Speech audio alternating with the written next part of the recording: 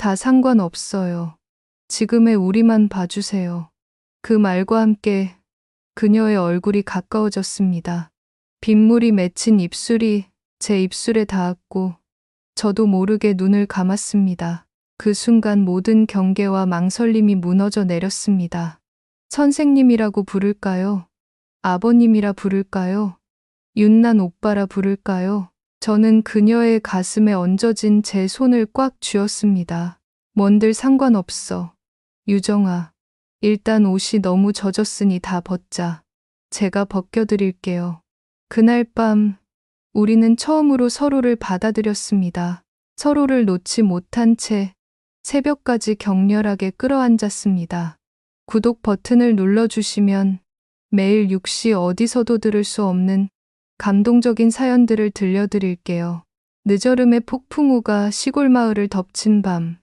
박윤난, 59, 은 빈집의 적막 속에서 멈춰선 시간을 버티고 있었다. 아내를 보낸 뒤 그는 조용히 교단을 내려놓고 함께 노후를 보내려 준비했던 전원주택으로 돌아왔다.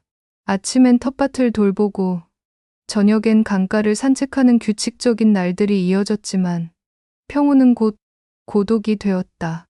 그날 지붕을 때리는 빗소리 사이로 대문을 두드리는 소리가 들렸다. 조심스레 문을 연 순간 번개가 하늘을 가르며 앞마당을 환히 밝혔다. 그 빗속에서 서 있는 한 여인의 얼굴 유정을 그는 알아보았다. 아들의 아내이자 한때 그가 담임이었던 학생. 가난했지만 성실했고 남에게 짐을 지우지 않던 성품 덕에 아내와 함께 유독 아끼던 아이였다. 이제는 며느리로 가족의 한 사람으로 불러왔던 유정이 폭우 속에 혼자 서 있었다. 원본 전개의 핵심 장면을 토대로 재구성하였습니다. 윤나는 그녀를 집 안으로 들이며 젖은 옷을 갈아입을 수 있도록 욕실을 가리켰다. 오래 비워둔 집의 공기에 익숙하고도 낯선 샴푸 향과 젖은 빗물 냄새가 섞였다. 유정은 떨리는 목소리로 요즘 도영과 사이가 좋지 않다고 큰 다툼 끝에 집을 나왔다고 말한다. 사업 실패와 술 기운 사이에서 멀어진 마음, 말없이 무거워진 일상, 그리고 버티는 법밖에 남지 않았다는 고백. 그는 당장 아들에게 전화해 따져 묻고 싶었지만 지금은 그러지 말아 달라는 간절한 부탁에 말을 삼켰다. 이 집에 며칠만 머물고 싶다는 그녀의 청을 그는 끝내 거절하지 못한다. 그 밤 이후 집의 리듬이 달라졌다. 부엌 불이 먼저 켜지고 된장국 김이 오르고 마당에는 넌 빨래가 바람에 마른다. 둘은 텃밭에서 잡초를 뽑고 장터를 같이 걸으며 소소한 안부를 나눈다. 서로가 덜 외로워지는 법을 천천히 배우는 동안 두 사람 사이엔 이름 붙이기 어려운 온기가 생겨났다. 그러나 윤난의 마음 한쪽에는 차가운 돌덩이 같은 감각이 늘 놓여 있었다. 세상의 시선, 가족의 경계, 무엇보다 아버지와 며느리라는 호칭이 만든 선. 그는 그 선을 넘지 않겠다고 마음속으로 수십 번 다짐했다. 이 이야기는 노년의 고독과 회복, 그리고 경계를 지키려는 마음에 대한 기록으로 이어진다. 감정과 분위기를 중심으로 노년 심리에 대한 섬세한 관찰을 30%가량 보태어 재구성한다. 작업 규칙, 사건 유지 70%, 플러스 정서, 심리 확장 30%, 노골적 성묘사 배제하고 감정 고도, 미세한 갈망을 중심으로 서술, 며칠이 흘러도 유정은 떠날 기미를 보이지 않았다. 아침마다 부엌에 불이 켜지고 김이 모락모락 피어오르는 된장국 냄새가 집안을 감쌌다. 전에는 늘 싸늘하던 공간이 어느새 따뜻한 기운으로 가득 차는 듯했다. 윤나는 낯설지만 고맙게 그 변화를 느꼈다. 마당에는 빨래가 바람에 나부끼고 거실 창틀은 반짝이며 새빛을 받았다. 무겁던 공기가 조금씩 옅어지고 있었다. 두 사람이 함께 호미질을 하고 잡초를 뽑으며 흙냄새를 맡을 때 그는 오래 잊고 지냈던 활기를 되찾는 기분이었다. 하지만 그 활기 속에는 설명하기 어려운 긴장이 스며 있었다. 저녁 무렵 산책길에 그녀가 자연스레 그의 팔을 끼었을 때 윤나는 웃으며 팔을 빼려 했지만 마음속 어딘가는 흔들렸다. 그냥 딸이라고 생각하세요. 그녀가 그렇게 말하며 더 바짝 다가왔을 때 그는 그 웃음을 어찌할 줄 몰랐다. 가슴 깊은 곳에서 묘한 울림이 번져 나왔기 때문이다. 그는 스스로 다짐했다. 이 감정을 함부로 넘어서서는 안 된다고. 그러나 인간의 외로움은 종종 이성보다 강했다. 밤이 되면 다시 고요가 찾아왔다. 불 꺼진 방 안에서 그는 아내의 빈자리를 떠올렸다. 세상 누구에게도 털어놓을 수 없는 외로움과 이제는 나누지 못할 대화들이 가슴을 죄었다. 유정의 웃음과 손길이 그 빈자리를 채워주는 듯했지만 동시에 죄스러운 그림자를 만들었다. 그녀는 며느리이자 한때의 제자, 그리고 지금은 지독히 외로운 여인이었다. 그는 자신에게 되뇌었다. 나는 아버지고 그녀는 며느리다. 그러나 마음속 한구석에서는 또 다른 목소리가 속삭였다. 그래도 이렇게 함께 있으니 살아있다는 것이 느껴지지 않느냐. 윤나는 그 목소리와 싸우며 하루하루를 버텼다. 그녀가 곁에 있는 순간만큼은 생기가 돌았지만 홀로 남는 밤마다 두려움이 더 커졌다. 이 평화가 오래갈 수 없음을 그는 누구보다 잘 알고 있었다. 그래도 그는 매일 아침 눈을 뜰 때마다 스스로를 설득했다. 오늘 하루만 이렇게라도 살아보자. 그렇게 둘의 동거는 계속되었다. 마치 서로의 고독을 잠시나마 덮어주는 것처럼 그날은 하루 종일 비가 부슬부슬 내렸다. 잔뜩 흐린 하늘은 집 안 공기마저 눅눅하게 만들었고 윤난의 마음도 어딘가 가라앉아 있었다. 그런데 저녁 무렵 현관문이 열리며 유정이 장바구니를 들고 들어왔다. 그녀의 얼굴에는 오랜만에 활기가 어려 있었고 손에는 막걸리 한 병이 들려 있었다. 아버님, 비 오는 날엔 수육에 막걸리죠. 그녀가 장난스럽게 웃으며 말하는 순간 윤나는 잠시 잊고 있던 설렘을 느꼈다.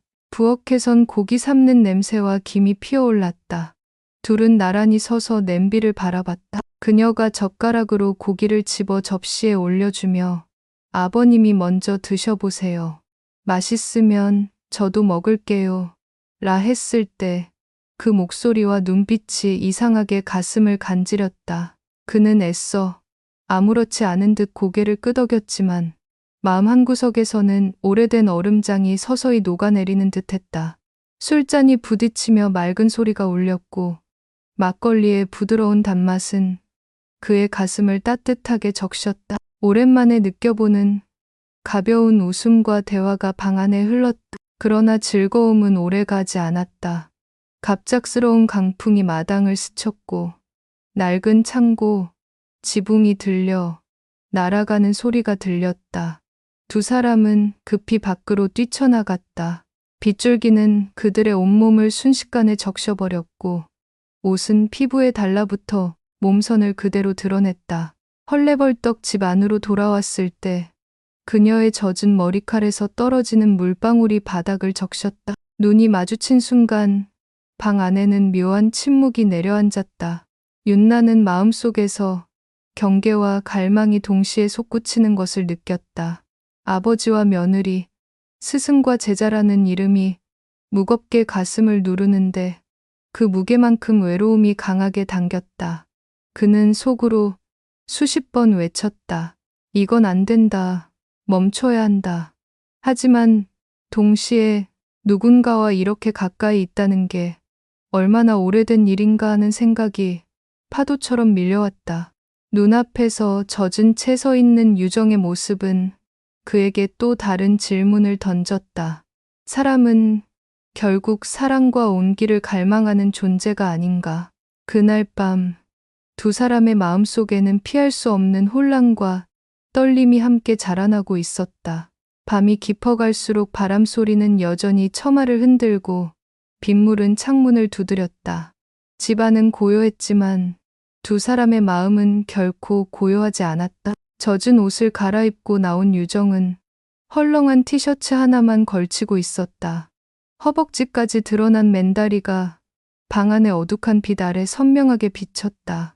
윤나는 시선을 피하려 애썼다.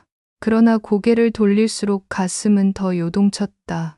그녀의 눈가에는 아직도 울음 자국이 희미하게 남아 있었고 그 눈빛에는 말하지 못한 외로움과 체념이 깊게 배어 있었다. 며칠만 여기서 있게 해주세요. 저 이혼은 안 해요. 그냥 참을게요. 대신 며칠만. 그녀의 목소리는 떨리고 있었지만 동시에 단단한 결심이 묻어 있었다. 윤나는 대답을 망설였다. 머릿속에서는 수없이 안 된다라는 말이 맴돌았지만 입술은 끝내 그 말을 내뱉지 못했다. 결국 그는 조용히 고개를 끄덕였다. 그래, 며칠만 있어라. 그 짧은 한마디가 두 사람의 동거를 허락하는 순간이 되었다. 그때부터 집은 완전히 달라졌다. 새벽이면 먼저 부엌불이 켜지고 식탁 위에는 된장국과 따끈한 밥이 놓였다. 유정이 마당에서 빨래를 널고 창틀을 닦을 때 오래 비워둔 공간에 다시 숨결이 돌아오는 듯했다. 윤나는 낯설지만 따뜻한 감정에 사로잡혔다. 텃밭에서 잡초를 뽑으며 마주 웃는 순간들, 장터에서 나란히 걷는 발자국 소리, 저녁 무렵 강가를 함께 걸으며 듣는 빗방울 소리까지 모든 것이 다시 살아난 듯 느껴졌다. 그러나 동시에 그는 매 순간 스스로에게 다짐해야 했다. 나는 그녀의 시아버지다. 이 선을 절대 넘어서는 안 된다. 하지만 인간의 마음은 뜻대로 움직이지 않았다. 그 다짐이 강할수록 유정의 웃음과 손길은 더욱 선명하게 가슴에 새겨졌다. 마치 세상에 단둘만 남은 것처럼 서로에게 의지하는 그 나날들은 달콤하면서도 아슬아슬한 줄타기 같았다. 시간이 흐르며 둘의 생활은 점점 더 자연스러워졌다. 아침마다 마당에서 빨래가 바람에 펄럭이고 점심이면 함께 텃밭을 가꾸며 흙냄새를 맡았다. 잡초를 뽑던 유정이 잠시 고개를 들어 웃어 보일 때마다 윤나는 가슴 한쪽이 따뜻해지면서도 서늘해졌다. 저녁 산책길에서 그녀가 팔짱을 끼고 그냥 딸이라고 생각하세요라며 밀착해 올 때 그는 억지로 웃으며 팔 좀 놔라 하고 말했지만 속마음은 흔들렸다. 그녀의 온기가 가까이 다가올수록 그의 마음속에서는 오래 잊었던 설렘과 금기가 동시에 부딪혔다. 밤이 되면 집은 다시 적막해졌다.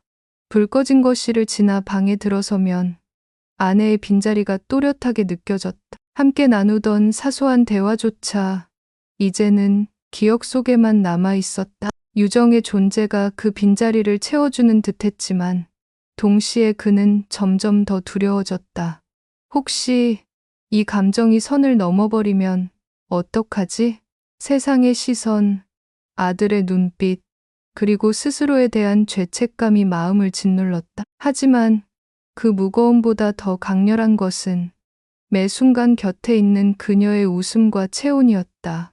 어느 날 가벼운 비가 내리던 저녁, 유정은 장을 보고 들어오며 막걸리와 고기를 내밀었다. 비 오는 날엔 수육의 막걸리죠. 그녀의 얼굴에 오랜만에 밝은 웃음이 번졌다. 둘은 나란히 서서 고기를 삶고 막걸리 잔을 부딪히며 건배했다. 그 순간 윤나는 오래 잊고 있던 따뜻함을 느꼈다. 술 기운 덕인지 대화는 한결 가벼워졌고 서로의 웃음소리가 좁은 부엌에 퍼졌다. 그러나 행복은 오래가지 않았다.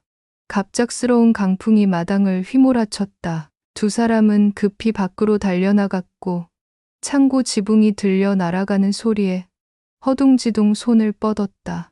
비에 흠뻑 젖은 채 집 안으로 돌아온 순간 윤나는 그녀의 젖은 옷이 몸에 찰싹 달라붙어 드러난 선을 보고 숨을 고르지 못했다. 방 안에는 빗소리와 심장 소리만이 남았다. 그는 눈을 감으며 되뇌었다. 멈춰야 한다. 하지만 왜 이렇게 떨리는 걸까? 창문을 두드리는 빗방울 소리가 유난히 크게 들리던 밤. 방 안 공기는 이상하리만치 뜨거웠다.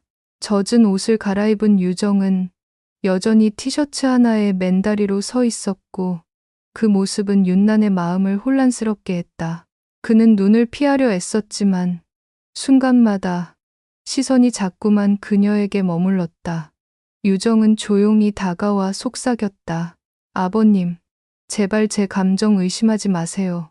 우린 사랑이에요.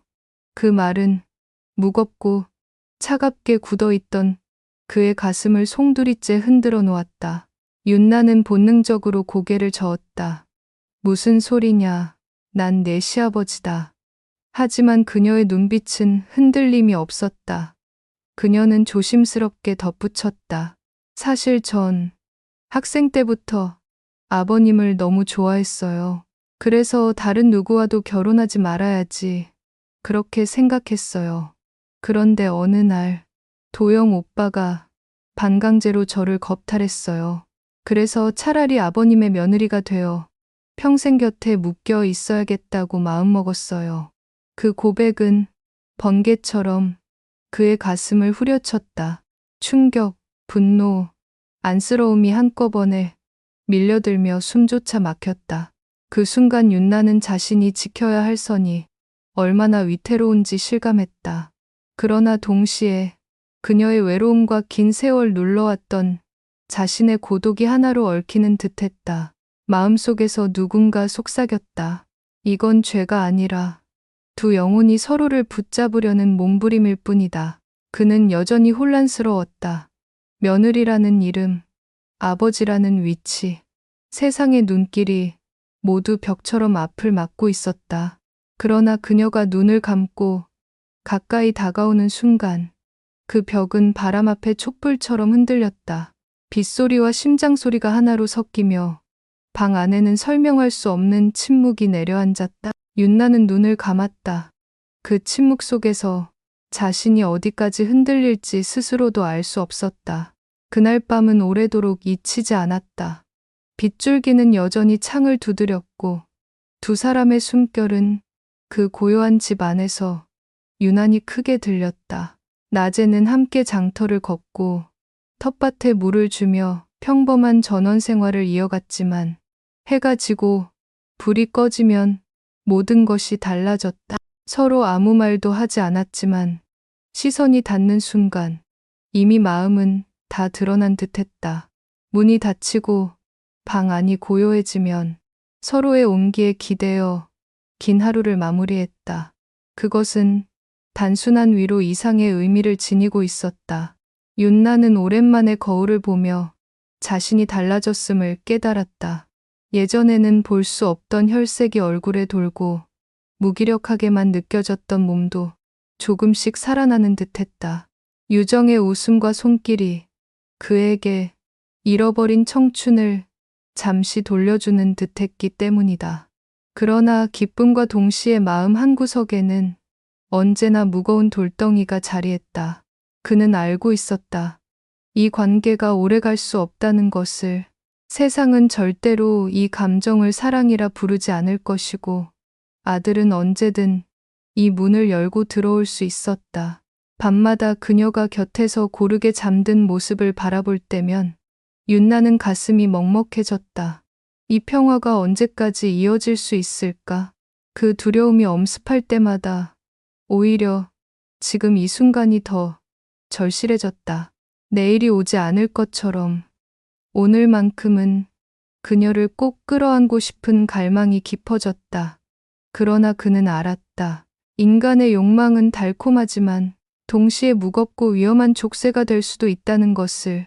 그래서 그는 매일 아침 눈을 뜰 때마다 자신에게 묻곤 했다. 오늘도 계속 이렇게 살아도 괜찮은 걸까? 하지만 대답은 나오지 않았다. 대신 마음속에서 반복되는 목소리만이 있었다. 지금은 괜찮다. 지금은 살아있다. 어느 아침 윤나는 창밖의 빗소리에 눈을 떴다. 아직도 방 안에는 전날 밤의 열기가 남아 있었고 옆에 누운 유정의 숨결은 따뜻했다. 그는 잠시 눈을 감은 채 그 온기를 느끼며 더 오래 머물고 싶었다. 그러나 곧 현관에서 들려오는 목소리가 그의 심장을 세차게 두드렸다. 아버지, 계세요? 순간 온몸이 굳어졌다. 도영의 목소리였다. 윤나는 반사적으로 유정을 흔들었다. 그녀도 목소리를 듣자마자 얼굴이 굳었다. 허둥지둥 티셔츠 하나를 걸치고는 옷장 안으로 몸을 숨겼다. 방 안의 공기는 한순간에 긴장으로 얼어붙었다. 윤나는 깊게 숨을 들이쉬고 문을 열었다. 문턱에 선 도영은 방 안을 휙 둘러보더니 웃으며 말했다. 아버지, 여자 생긴 거 아니에요. 냄새가 좀 다른데요. 그 말에 윤나는 얼굴이 굳어졌다. 그는 최대한 태연한 목소리로 노마, 무슨 소리냐. 왜 연락도 없이 왔어? 라며 얼버무렸다. 도영은 대수롭지 않게 어깨를 으쓱했다. 어제부터 전화했는데 안 받아서요. 혹시 무슨 일 있나 싶어 내려왔어요. 그 순간 윤나는 휴대폰을 떠올렸다. 전날 밤 침대 곁에 두었던 폰은 여전히 그대로였다. 알림도 확인하지 못한 채 그는 속으로 식은땀을 흘리며 옷장 너머에서 숨죽이고 있을 유정을 떠올렸다. 그 짧은 시간이 몇 시간처럼 길게 느껴졌다. 도영은 한참 아버지를 바라보다가 다시 말했다. 며칠 전 아내가 집을 나갔어요. 친정에도 없고 혹시 여기 온 것 같다고 해서. 윤나는 애써 눈을 피하며 대답했다. 왔다가 아침에 장 보러 나갔다. 목소리는 최대한 담담했지만 가슴은 철렁 내려앉았다. 아들의 시선이 방구석을 훑을 때마다 옷장 안에서 두 손으로 입을 막고 있을 유정의 모습이 눈앞에 아른거렸다. 잠시 후 도영은 그럼 마을 좀 둘러보고 올게요. 유정이 만나면 같이 올라가겠습니다. 라며 집을 나섰다. 현관문이 닫히는 소리가 들리자 윤나는 곧장 옷장으로 다가갔다. 문을 열었을 때 유정의 얼굴은 창백했다. 여전히 티셔츠 하나에 몸을 감싼 채였다. 그는 낮고 느린 목소리로 말했다. 이제 갈 때가 된 것 같다. 현실로 돌아가야지. 여기서의 일은 우리 둘만의 기억으로 남기는 게 좋겠다. 유정은 옷장 안에서 천천히 걸어 나왔다. 얼굴은 창백했고 손끝은 여전히 떨리고 있었다. 침대 위에 놓여있던 옷을 챙겨 입으며 그녀는 한동안 아무 말도 하지 않았다. 윤나는 그녀를 바라보며 낮게 속삭였다. 유정아, 이제는 돌아가야 해. 평생 나 같은 늙은이랑 여기서 살 수는 없잖니. 동네 사람들도 다 너를 며느리로 아는데. 그는 일부러 모질게 말했다. 스스로라도 마지막 책임을 져야 한다는 생각에서였다. 유정은 고개를 떨군 채 조용히 물었다. 아버님, 진심이세요? 윤나는 답하지 않고 잠시 눈을 감았다가 무겁게 고개를 끄덕였다. 그녀의 눈빛에는 서운함과 체념이 동시에 어렸다. 네, 돌아갈게요. 잘 지내볼게요. 그녀의 목소리는 약간 떨렸지만 그 안에는 단단한 결심이 묻어 있었다. 윤나는 마지막으로 덧붙였다.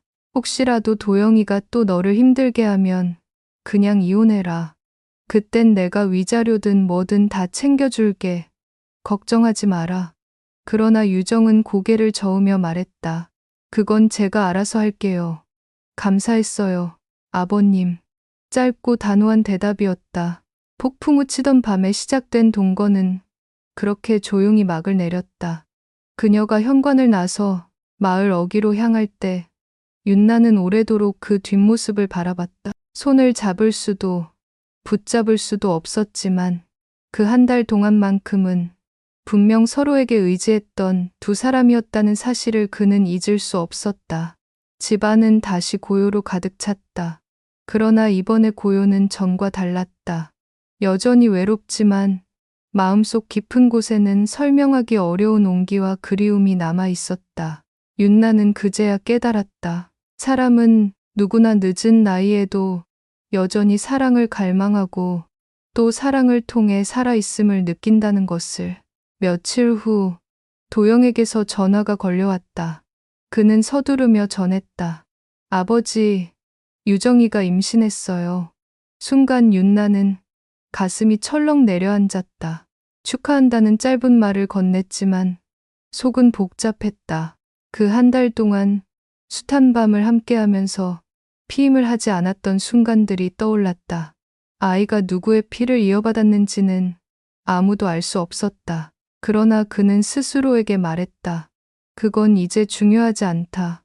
태어날 생명은 내 손주로 받아들이면 된다. 그날 밤 윤나는 홀로 마당에 서서 하늘을 올려다봤다.